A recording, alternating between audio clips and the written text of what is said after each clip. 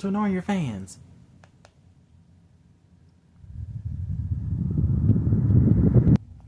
If you want your fan to last forever like mine, then stay tuned, because today I'm gonna give you some maintenance tips on how to make your fan last forever like mine. Now, the first thing you'll want to do is check your fan blade screws.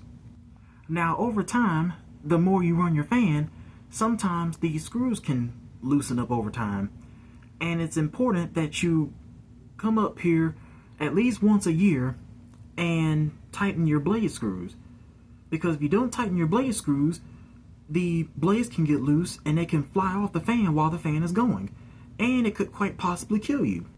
Now, I do that once a year to all my fans. I make sure the blade screws are nice and tight, and on my fan I have all the blade screws tight. And you also want to do the same thing to the motor screws. Now, depending on what kind of fan you have, sometimes the motor screws will be exposed, but if you have a newer fan, then you'll have to take the light kit off to get to the motor screws. Like my fan, if you have a fan like mine to where you have to take the light kit off to access the motor screws, then that's how you get to the screws. You take the light kit off and you get up to the screws. And I also have all of my motor screws tight. I tighten them the same time that I tighten the blade screws. If you don't tighten the motor screws, the blade arms could also get loose and they could fly off the fan while it's going. Now, the next thing you'll want to do is make sure that the globes are tight. Now, sometimes your fan can get noisy when it's running, but there's a simple fix to that, and that's to make sure that the globes are tight.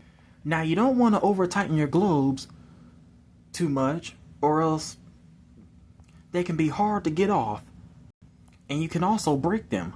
So if you have a fan like mine to where it has actual rings to hold the globe in place, all you do is just take the light bulb out like I did and go up there to the ring and just give it a nice little snug to make sure that it's nice and tight. And for however many lights your fan has, you want to do it to all the lights. Sometimes it could be the light bulbs causing your fan to be a little noisy.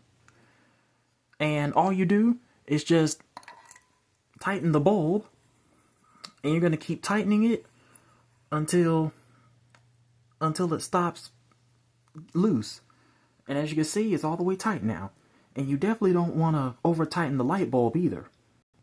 Now, the next thing you'll want to do is, if you have a fan like mine where it has a down rod, you want to make sure that the set screws are tight. Now, if your fan shakes while it's going, it could be that the set screws just need to be tightened.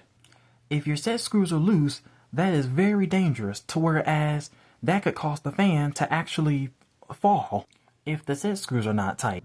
So if you have a fan like mine to where if it has a decorative cover covering the set screws and the cotter pin, all you do is just lift it up like that, and that is where you'll access the set screws. As you can see, there's my set screws and there's the cotter pin and pin. As you can see, I have all that nice and tight.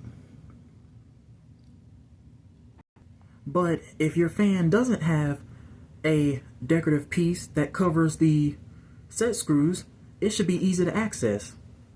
Now, the next thing you'll want to do is make sure that your fan's mounting bracket is tight. That could also be another reason of why your fan could be shaking, because the mounting bracket may not be tight. You definitely want to make sure that the mounting bracket is nice and tight to the fan box, but you definitely don't want to over tighten it. Now, one of the previous fans that I've had in here, which was a Portage Bay Miller Park, I over tightened the mounting bracket, and we had to cut out the ceiling so that way the canopy could fit up there. And that's why some of my fans shook a little bit due to that reason. Now, this fan shakes because it has one severely warped blade. So if your fan has a style canopy like mine where the screws are on the bottom, all you do is just twist the canopy in whatever direction the slots are, as you can see,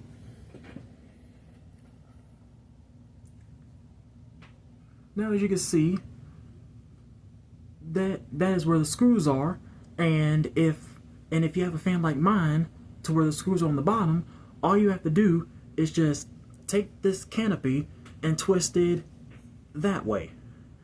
So the direction where my hand just went.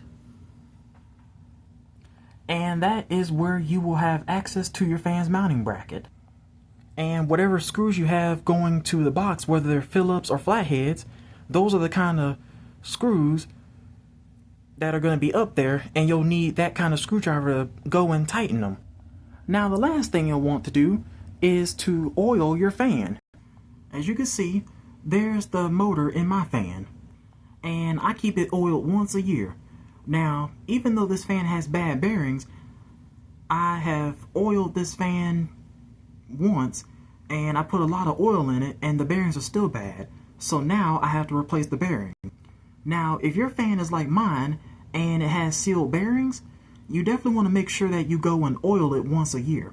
Because if you don't oil your fan, then you're going to have to replace the bearings, which can be a real pain. Now, every fan has two bearings. There's going to be one bearing on the top, and there's going to be another bearing on the bottom. You want to make sure that you go and oil both the bearings. Now, I use full synthetic oil for my fans, and I got it from Amazon.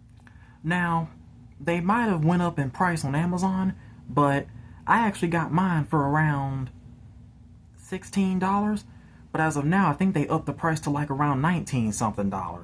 Now, if you have an older fan that has a oil bath system, you definitely want to keep that fan oiled more frequently.